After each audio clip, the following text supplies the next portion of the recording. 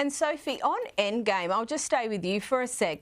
There's been a huge amount of media coverage around its release. What does the aftermath look like for all the main protagonists? Well, Caroline, I've just finished reading that book. What a disaster it was. I mean, it was just a hate fest on the royal family.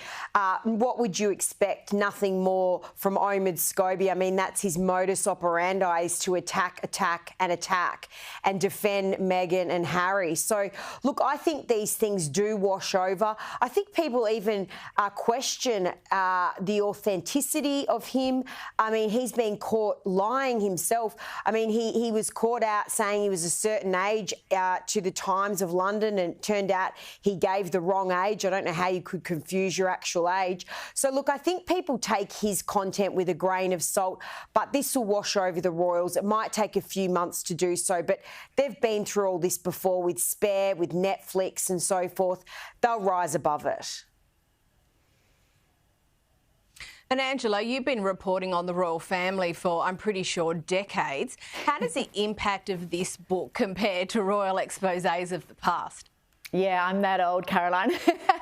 Yeah, look, Sophie's right. It is going to wash over. And interestingly, I did a bit of a deep dive on the sales of this book. So far, in the first 5 days of publication in the UK, it had only sold 6,500 copies. That's compared to 31,000 copies for Finding Freedom, which was Omid Scobie's earlier book. Now, if you compare that with Harry's book, Spare, in its first week, it sold close to 450,000 copies. So the impact of Spare was far greater in terms of readership, in terms of the crisis that it could have caused within the royal family. But as to Sophie's point, what happens when the royals are confronted with these issues, and really Omid Scobie isn't a threat to them, is that they focus on the work that they do, and they have the cameras on them when they're doing that charity work, when they are doing what the Crown does, and very smartly, by focusing on that, it will wash over.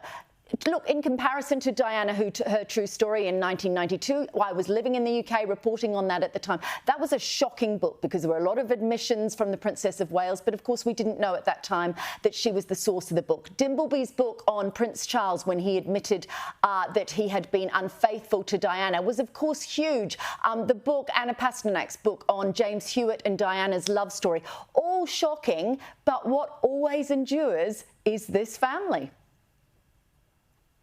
Yeah, absolutely. And now, look, Omid Scobie still denies any wrongdoing when it comes to the Dutch version of his book, Endgame, revealing the names of King Charles and Princess Catherine. Here it is.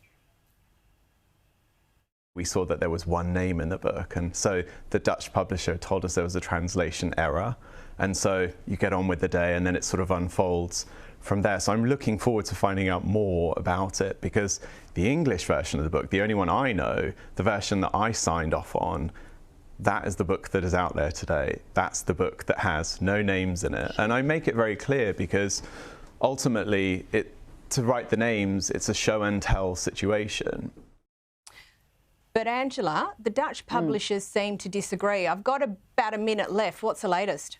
Yeah, very quickly. What happened is the Dutch publishers have come out and said, no, we were working on a manuscript that had the names in it, and it since occurred that Omid's publisher in the UK had sent an early version which had the names in it. Omid, of course, had said he'd never submitted a copy that had the names in it. He had submitted an earlier copy, as has since transpired. That copy was sent. This was a pre-legaled copy, so in the early days, that copy was due to be updated for the transcribers, and then of course, that hasn't happened, and so it's come out with those names in it. So, like, not a good look for Omid Scobie because his credibility is under question there. Equally, not such a good look for his agent, but good on the Dutch publishers for standing up for themselves.